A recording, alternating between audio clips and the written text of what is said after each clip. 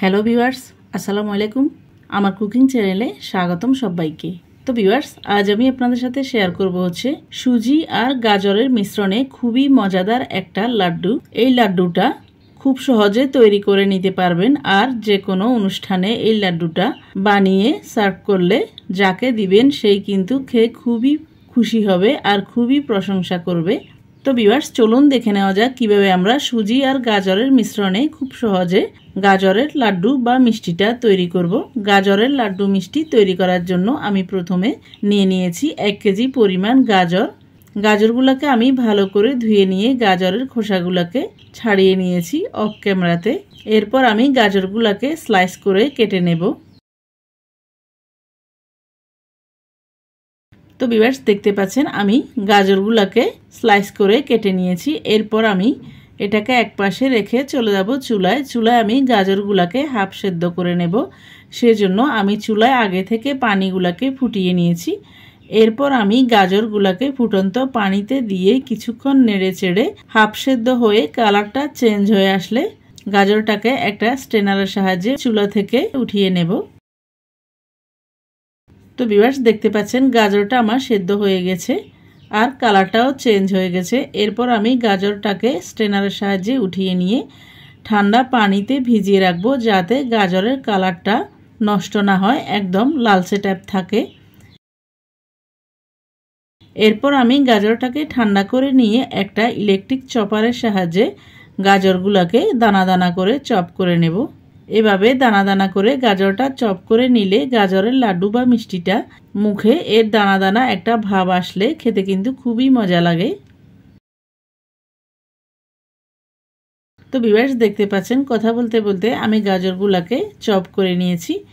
আমি একটা চামচের সাহায্যে উঠিয়ে আপনাদেরকে দেখিয়ে দিচ্ছি। দেখতে পাচ্ছেন কেমন দানা দানা করে চপ করেছি।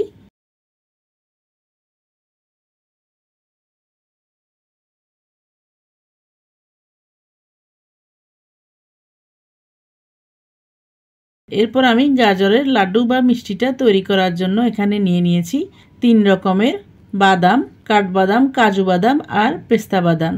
3টা বাদামকে আমি ছোট ছোট করে কুচিয়ে নিয়েছি। এরপর আমি এটাকে একপাশে রেখে চলে যাব চুলায়। এরপর চুলায় একটা প্যান বসিয়ে দিয়ে দিয়েছি 2 টেবিল স্পুন পরিমাণ ঘি।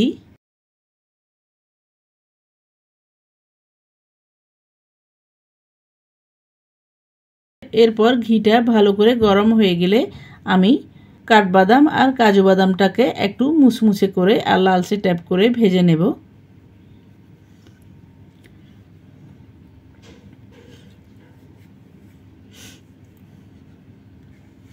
তো ভিউয়ার্স, দেখতে পাচ্ছেন চুলার আঁচটাকে একদম নিবু নিবু আঁচে রেখে আমি বাদামগুলোকে একটু লালচে ট্যাপ করে আর মুচমুচে করে ভেজে নিয়েছি।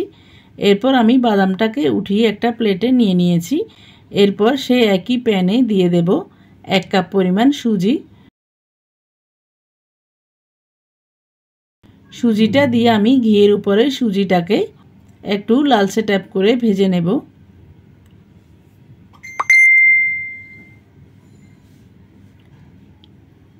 তো ভিউয়ার্স, দেখতে পাচ্ছেন চুলার আঁচটাকে আমি একদম নিবু নিবু আঁচে রেখে 2 থেকে 3 মিনিট পর্যন্ত সুজিটাকে একটু লালচে ট্যাপ করে ভেজে নিয়েছি। এরপর আমি সুজিটাকে প্যান থেকে একটা পাত্রে উঠিয়ে নেব। এরপর আমি প্যানটাকে পরিষ্কার করে নিয়ে সে একই প্যানে দিয়ে দেব ঘি। এখানে আমি 3 টেবিল স্পুন পরিমাণ ঘি দিয়ে দিয়েছি।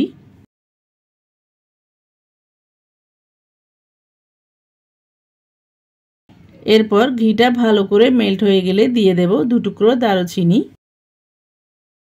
দিয়ে দেব একটা ছেঁড়া তেজপাতা। এরপর দিয়ে দেব 3টা ফাটিয়ে নেওয়া এলাচ। এরপর গোটা গরম মশলা সুন্দর একটা স্মেল আসলে দিয়ে দেব আগে থেকে চপ করে নেওয়া গাজর। এরপর আমি গাজরটা দিয়ে ঘিয়ের উপরে গাজরটাকে 2 থেকে 3 মিনিট পর্যন্ত ভেজে নেব, যাতে গাজরের গায়ে থেকে পানিটা মোটামুটি শুকিয়ে আসে।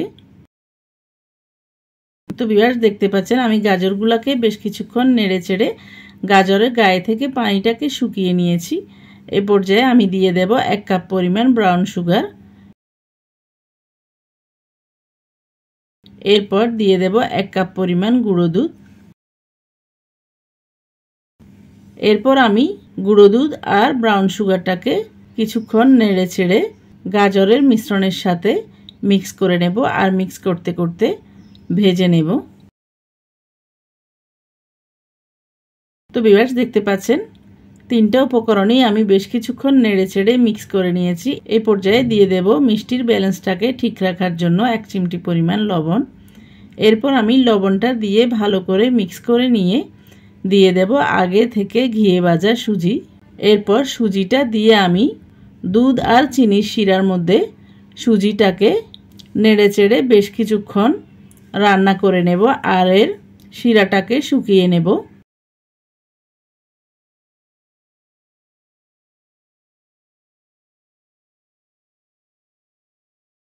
তো ভিউয়ার্স দেখতে পাচ্ছেন সবগুলো উপকরণ মোটামুটি শুকিয়ে এসেছে।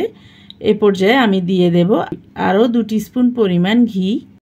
এরপর ঘিটা দিয়ে ঘিয়ের উপরে আমি সুজি আর গাজরের মিশ্রণটাকে বেশ কিছুক্ষণ নেড়ে চেড়ে সুজি আর গাজরের মিশ্রণ থেকে ঘিটা রিলিজ হওয়া পর্যন্ত ভেজে নেব।